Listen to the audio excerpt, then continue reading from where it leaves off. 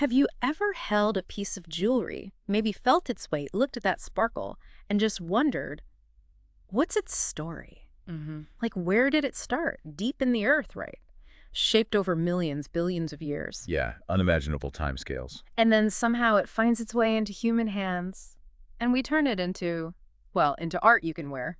It's quite a connection, isn't it? It really is a connection between, deep planetary history and our own creativity. That's what we're diving into today. Exactly. This shimmering world where earth science, geology meets human art, gems and jewelry, Well, look at the science, sure, the properties that make them special. and the history, the cultural weight they carry, plus the community that's built up around this passion. Yeah, and speaking of community, for our sources today, we've got some historical texts, but also something really cool, insights from the Rocky Trails newsletters. Ah, yes. Those give a great ground level view. They really do. They offer the sort of window into what a dedicated group of enthusiasts are actually doing, discovering.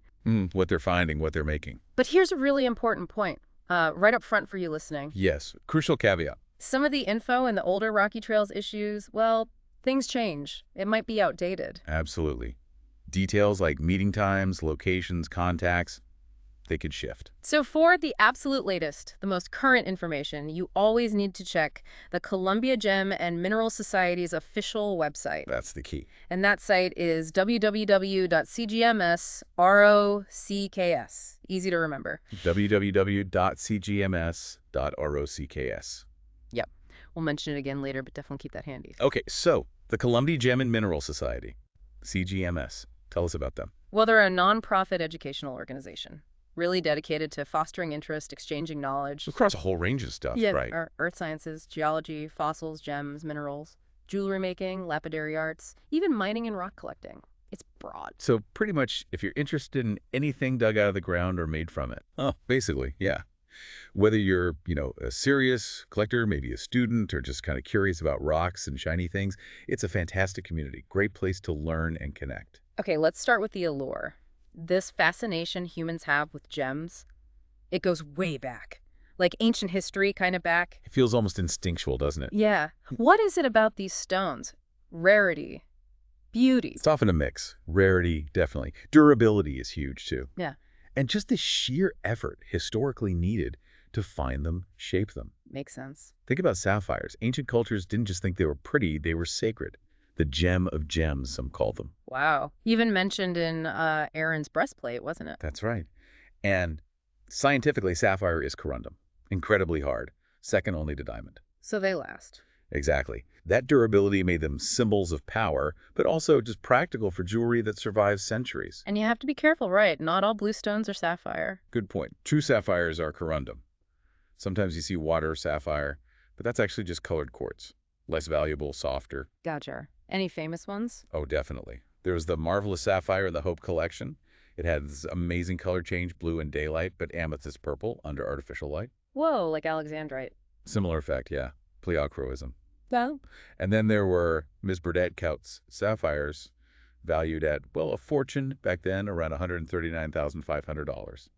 Shows their lasting value. incredible. Okay, what about amethyst? I feel like there's a story there too. Oh, the amethyst lore is fun.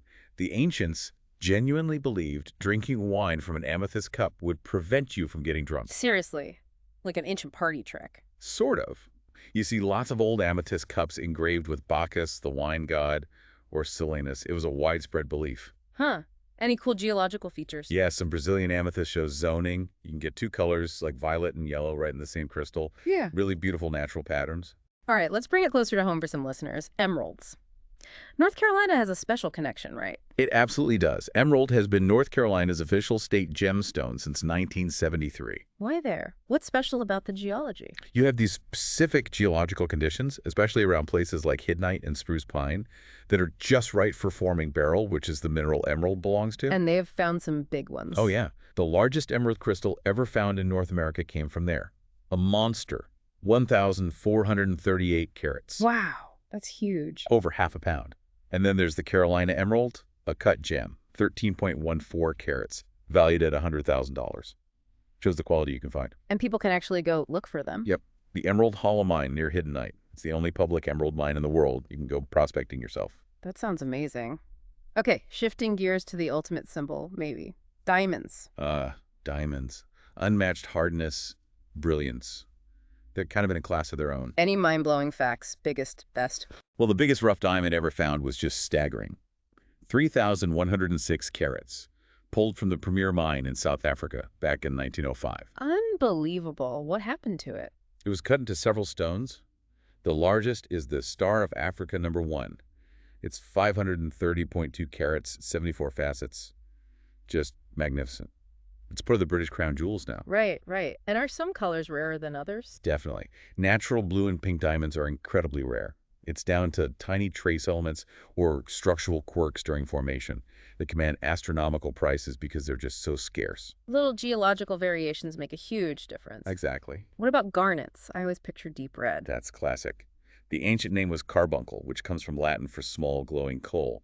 That deep red was really prized. Makes sense. And didn't you mention Alexandrite earlier, the color-changing one? Yes, that's a variety of chrysoberyl. Yeah. It's famous for that dramatic shift. It looks kind of dark olive green in daylight, Okay. but under incandescent light, like an old light bulb, it turns this beautiful raspberry red. Wow, how does it do that? It's all down to how specific trace elements, mostly chromium, absorb and reflect different wavelengths of light. It's like a little physics demonstration in a stone, often called emerald by day, ruby by night. That's incredible. Now, opals. I love how they look, that play of color. But I hear they're tricky. They are stunning, aren't they? That internal fire, the iridescence. Mm. But yes, they're quite brittle, relatively soft too, and they have a high water content. So hard to cut. Very. You have to be really careful not to crack or craze them. But that unique beauty makes jewelers take the risk. Worth the effort. Any other unusual ones worth mentioning? Well, starlight is fascinating from a crystallographic view. It naturally forms these cross shapes or star shapes due to how the crystals intergrow, like little ready-made charms from the earth. Nature's geometry. Exactly. And then there are the chalcedonies. Those are microcrystalline quartz, tiny crystals packed together, like chrysoprase. That lovely apple green color comes from nickel. Or praise, a duller green, but the ancients liked it for carving. And plasma, which is green too, but often has little speckles, giving it character. It really is amazing when you stop and think how these materials formed under intense pressure and heat, Yeah. combined with history, human fascination, they become these treasures. Just elevates them from simple rock to something more. Completely. But okay, finding the stones is one thing, transforming them, that's where human skill comes in. The whole world of lapidary arts and jewelry making. Right. And this is another area where the Columbia Gem and Mineral Society, CGMS, really provides support and learning opportunities. What kinds of skills are we talking about? Oh, a whole range. There's faceting that's cutting all those precise little flat faces on a gem to make it sparkle. Very intricate work. Right, maximizing the light. Exactly. Yeah. Then there's cabochon cutting or cabbing. That's shaping and polishing stones into smooth, rounded domes. Think turquoise or opal. It brings out color and pattern. And beyond cutting, there's wire wrapping, using wire to create settings and designs, often without soldering. And even stone carving. Like miniature sculptures. Pretty much. We had Ron Clamp present once. He's a third-generation stone carver. Incredible work. His pieces are in collections all over the world. Really shows the artistry involved. That sounds so intricate and rewarding. Does CGMS have, like, a place where members can learn and do this? A workshop? They do. And its story shows their commitment. Back in 2015, they got a lease for a new workshop space. It was on Frink Street in Case. K's. That's pronounced KC, right? That's the one, KC. So they operated there until the lease ended in 2019. It was a great hub. So what happened after 2019? Well, finding a permanent spot has been a challenge. Since then, the lapidary workshop has been housed in temporary space. Currently, it's at ample storage. Okay. Is it usable? Yeah, it's climate controlled, has power. So members can still do some lapidary work there, just on a more limited basis for now. They're actively searching for a permanent home. That's tough, but it's great they're keeping it going. Must be a real labor of love for the members. It really is. Yeah. That workshop, historically, had all the gear. Big slab saws for cutting rough rock, calving machines, faceting machines. The whole setup. Right. And even now, Gary Hurt, who chairs the workshop committee, he gives cabochon classes to new members, passing on those essential skills. That's fantastic. And they used to have a faceting gold, a silversmithing group. Members could even rent the club's faceting machines for just $1 a day. Made it really accessible. Wow, that's amazing. And looking ahead, they're still planning things. The July 2025 meeting is actually going to have a cabbing tutorial with Conry Davis and Gary Hurt. So the teaching continues. And the workshop supports other club activities too. Definitely. It supports the big annual show. Gary Hurt, for example, authorizes buying geodes and saw blades for the geode cutting booth, which is always super popular at the show. It all connects. It's really inspiring. You see this dedication, not just finding cool rocks, but preserving these, quite specific craft skills, passing them down. It is. It's a living tradition, absolutely. And that ties right back into the core mission of CGMS, doesn't it? Perfectly. It's an organization built to promote interest and exchange knowledge, not just in the sciences, geology, mineralogy, paleontology, but also in the related arts, like lapidary. A real hub for enthusiasts. Exactly. Connecting people across the region who share this passion, providing that space for learning and sharing. And the monthly meetings sound like more than just lectures. They seem really interactive. They are. They bring in great speakers, sure, like John Narang talking about gems, Kim Cochran on complex rocks. I see Carol Elliott is coming up soon to talk about crystal and resin art. Oh, blending traditional and new. Cool. But they also have things like show and tell. I saw notes from a meeting back in January 2015. Members brought their own finds, things they'd made, fossils, crystals, jewelry. Nice. And they even had fun awards, like for the prettiest and ugliest items. Imagine the variety, the stories people shared. It's a great way to engage everyone. That does sound fun. Builds real community. And what about getting out there? Field trips. Do they organize those? Oh, yeah. The field trips are a big highlight for many members. Real hands-on collecting opportunities. Where do they go? What can you find? All sorts of places. They've had trips for gold panning and gem mining at spots like Thermal City Gold Mine or Treasure Valley, looking for gold and other native stones. Actually panning for gold. Yep. And for gem enthusiasts, trips to places like the Cowie Mountain Ruby Mine in Franklin, NC, famous for rubies and sapphires. Akeaklin's well known for that, isn't it? It is. And another spot, Props Farm in Maiden, NC. You can find rubies and sapphires there that have amazing fluorescence under UV light. They just glow. Whoa, cool. What about just general mineral collecting? Plenty of that, too. Trips to Diamond Hill for quartz, sometimes amethyst, and Graves Mountain down in Lincolnton, Georgia. They have a big rock swap and dig event. Sounds great. Any restrictions? Just a note, for Graves Mountain, specifically because of the site conditions, kids under 12 aren't allowed on that particular dig. Safety first. Good to know. But overall, yeah, these trips are fantastic ways to learn and find your own treasures. And CGMS really welcomes newcomers, visitors, invites them to check out a meeting, see what it's all about. It really sounds like this incredible mix. Knowledge, community, getting your hands dirty, all centered around this fascination with Earth's treasures. From the science to the art, yeah. So if people want to experience this firsthand, Then they absolutely should come to the annual Gem and Mineral Show. We want to personally invite you, the listener. tell us about the show. When is it? It's held every year in November, right here in Columbia. It's a huge event for the community, been going on for over 50 years. The 56th annual show was just held in 2024. Wow. Long tradition. Does it draw a big crowd? Oh, yeah. Over 1,200 people have attended in recent years. It's packed with things to see and buy. Jewelry, beads, loose stones, fossils, minerals, gold, silver, even tools if you want to try lapidary yourself. Sounds like a feast for the eyes. It is.